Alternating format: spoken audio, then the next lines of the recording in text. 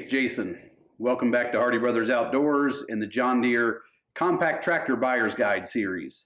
I apologize if you've been waiting on this tiller video to come out and we had a little delay. If you watched our rotary cutter video, you probably noticed we had a lot of wind noise in that. Well, that's the same day we recorded this video as well as another one, and we decided, due to all the wind noise, we wanted to reshoot a couple of them. They were a little bit annoying to watch with the wind noise. So I apologize if you get a little wind noise here. I'm in the barn, but we've still got some air blowing through.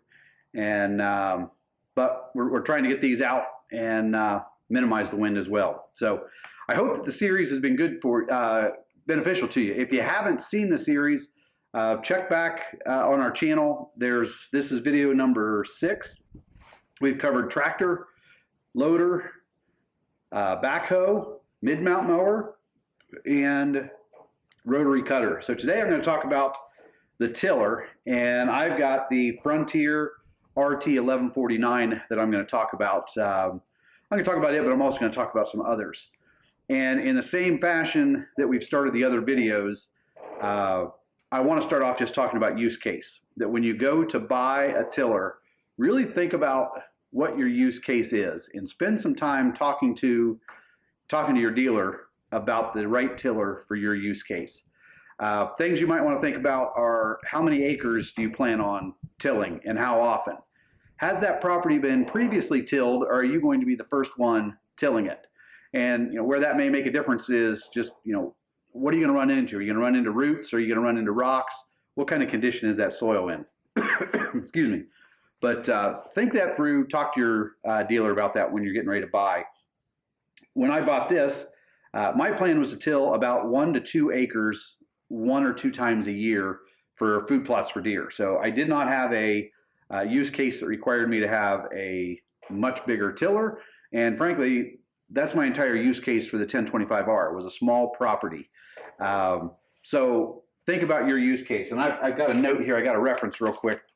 We did a poll and asked people how big their property was. People that were using the 1025R, actually people using compact tractors, not just 1025R.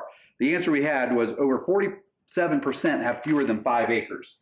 So when you're thinking about your use case and you're thinking about 5 acres, you really don't have to overdo it in terms of the size of the tiller you're going to buy.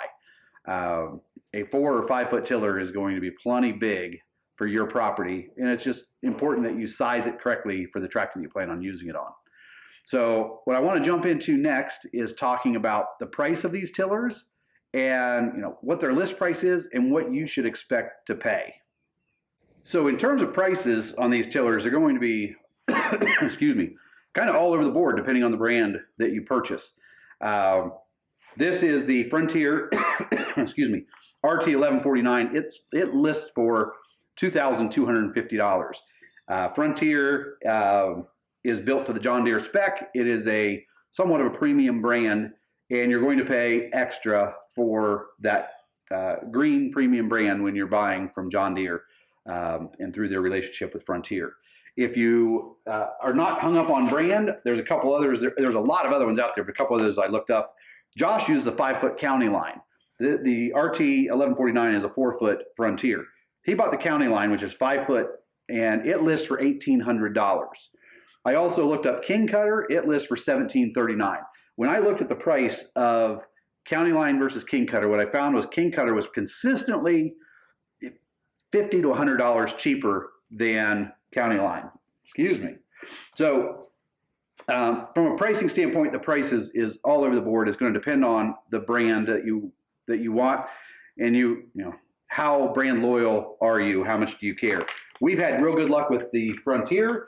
Josh has had good luck with the county line, and it really comes down to preference. Now, I will say that when it comes time to hook this up, if we're having to move it around by hand, it's a lot heavier than the county line. So there are maybe some heavier gauge steel to it, but those are things you'll want to look into as you're looking at price and deciding, what's the trade-off? Am I willing to spend $300, $400, $500 more because I want Frontier versus county line versus King Cutter? So that's kind of the price range that I found. When we get to the negotiating tips, I'm going to tell you what I think you should pay for these. Next, I want to talk about questions that you should ask your dealer when you go to purchase this. Okay, so you're at the dealership and getting ready to make a purchase. This is going to be the time where you have that sales rep's attention, his full attention. So this is the time to ask questions and get answers to them. So the first thing that I highly recommend, I see a lot of people in Facebook groups asking questions about how big of a tiller can I put on the back of my 1025R. Whether you're talking 1025R, 2032R, 4052R, you got to make sure you size the tiller appropriate to the tractor. There's a lot of people that I see on Facebook that will recommend larger implements than should probably be put on a given size tractor. Talk to your dealer. He's going to tell you what that tractor is designed for. The things that are going to impact it are the PTO horsepower as well as the weight of the attachment. I found with my brush hog, it's a pretty heavy attachment. Had I gone bigger, it could potentially create stability issues. So talk to him about what size you need. And keep in mind, if you're only tilling 1 or 2 acres, the difference between a 4 foot, a 5 foot, and a 6 foot is not going to be a huge difference and a time saver for you. So get a tiller that's the right size for your tractor. Also talk to them about the soil conditions that you're going to be tilling. Are you planning on just tilling your garden, maybe someone else's? Are you tilling food plots? Do you plan on tilling for someone else, potentially going out and tilling gardens to make some money on the side?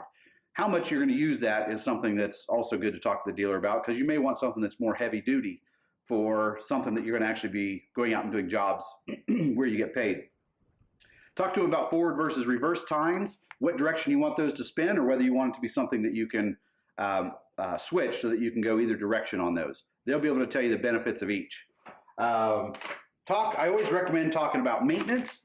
Are there things that you need to be aware of maintaining? All this stuff is in the user guide, but what I find is, a lot of people don't read the guide cover to cover. I'm guilty of that. I will use it as a reference. There may be things that I missed because I haven't read it cover to cover. So talk to them, ask them for tips. Grease points, cleaning, just get some all your questions answered about, what do I need to do to make sure I get the most out of this tractor? This is the time you're going to have their attention and get all the information you need. This is also a PTO driven piece of equipment. So you want to make sure you understand how to safely connect it and disconnect it. If you've never operated a piece of equipment that runs off the PTO, have them demonstrate it to you. Actually install it and deinstall it or uninstall it a few times while you're at the dealership so you really understand what you're doing. The next thing I'm going to talk about is safety, and we'll jump into that here in just a minute. Okay, like any piece of farm equipment, there are inherent dangers in operating a tiller on your tractor. So you're going to want to make sure you're aware of any safety tips that go with this. Check out your equipment. There are stickers on it that are going to give you some warnings. Talk to your dealer about safety, but a few things that I will point out. I mentioned before the PTO. You want to make sure that when you hook this thing up and you uninstall it, the tractor is turned off, the PTO is not turning. You don't want to get down there. There's a sticker on the side that talks about getting wrapped up in that. A lot of people have been injured with the PTO, so you want to be very careful of that. Be aware of where people are when you're working. There's guards in place, and I recommend don't remove the guards. Some of them make it a little bit hard to hook things up and uninstall, but at the end of the day, they are there for a reason. So my recommendation, they may be a little bit of a hassle, but leave them in place. Make sure you're using them properly. Make sure you have the guards in place. Keep people away. The tiller could potentially throw rocks. There are guards to keep them from coming outside, but you want to make sure that you know where people are and you don't have people too close. Other question you might want to talk about is when I'm using the tiller, do I need a bucket or something on front? Do I need any ballast up front? So that's always something that is easily overlooked. People are thinking about safety on this end and not thinking about safety on the front end. So talk to your dealer, make sure you understand any safety issues, read the guide. There's a lot of safety warnings in there. This is a piece of equipment that, again, it can get away from you pretty quick and cause some pretty serious damage. But it's designed to be safe, but you have to be careful with it. Last thing I'm going to talk about is negotiating to buy this piece of equipment and how you can save some money. Okay, for anyone who has watched very many of my videos, you're familiar with my tips on negotiating.